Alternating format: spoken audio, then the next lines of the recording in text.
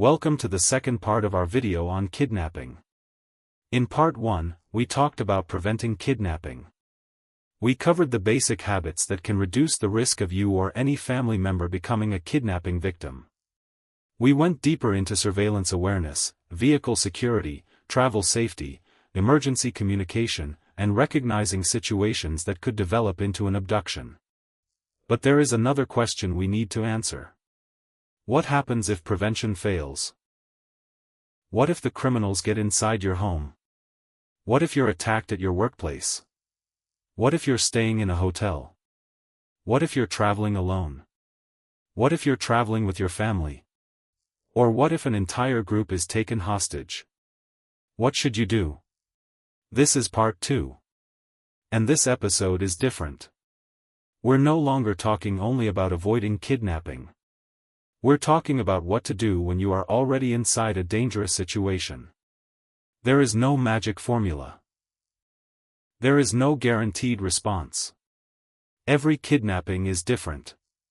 The number of attackers, their behavior, their weapons, your location, your physical condition, the presence of children, and whether a safe opportunity to escape exists. All of these factors can change the safest response. But one principle should guide everything. Survival comes first. If kidnapping occurs at home. Let's start with one of the most frightening possibilities. A kidnapping attempt inside your home. It could begin with a forced entry, a deceptive visitor, a fake service provider, a robbery that suddenly becomes an abduction, or criminals who have deliberately targeted a particular household. If attackers have already gained control of the house, your first instinct may be to fight. But don't automatically assume that physical resistance is your safest option.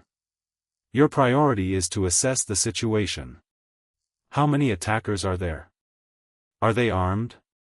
Where are your family members? Is there a safe exit? Can you reach a secure location? Or would an attempt to escape immediately expose you or your family to greater danger? If there is a safe opportunity to get away and summon help, that may be the best option. But if the attackers already have control, avoid unnecessary confrontation. Stop! Please! If your family is involved, try to keep everyone calm. Children may panic. Older family members may become confused. Someone may want to fight. Someone else may want to run. Your job is not to control everyone's emotions perfectly. Your job is to reduce unnecessary chaos. Use short, calm instructions. Stay calm. Stay together. Listen. Don't make sudden movements. And remember, if the attackers demand property, don't allow possessions to become more important than human life. Your television can be replaced. Your vehicle can be replaced. Your money can be replaced. Your life cannot. If kidnapping occurs at the office. Now imagine you're at work. It's an ordinary day. Employees are at their desks. Visitors are coming and going. Then suddenly, a security incident develops. The first challenge in an office kidnapping is confusion.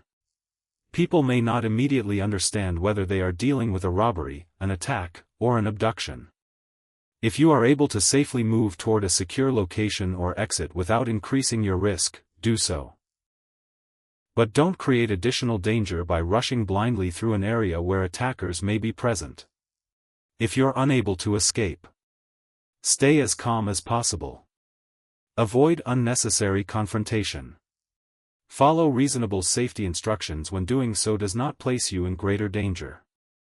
If you are with colleagues, avoid creating unnecessary panic. Don't encourage everyone to make independent decisions simultaneously. One impulsive action can potentially put other people at greater risk. And if your organization has an emergency plan, this is where preparation becomes extremely valuable. If kidnapping occurs at a hotel, hotels create a different security challenge. You're away from home. You may not know the surrounding area. You may not know the staff personally. And you may have limited knowledge of the building. A kidnapping could potentially begin in a hotel room, corridor, parking area, elevator, lobby, or during movement to and from the hotel. If you notice something suspicious, create distance early. But if an actual attack has already begun, prioritize survival. If you are taken from your hotel room, don't assume that shouting or fighting is automatically the best response. Consider the circumstances. If there is a safe opportunity to attract attention without immediately exposing yourself to greater danger, it may be valuable. If there isn't, remain calm. Observe. Listen. And protect yourself. If you are transported from the hotel, pay attention to your surroundings when reasonably safe. You may later remember useful information about the journey or location. But don't make obvious attempts to investigate your captors. Your survival comes first. If kidnapping occurs during individual travel. Now let's talk about traveling alone. You could be driving, using public transportation, taking a taxi, using a rideshare, walking between destinations, or traveling through a terminal. The danger may begin suddenly. If you realize you're being targeted, look for a safe opportunity to move toward populated and secure areas.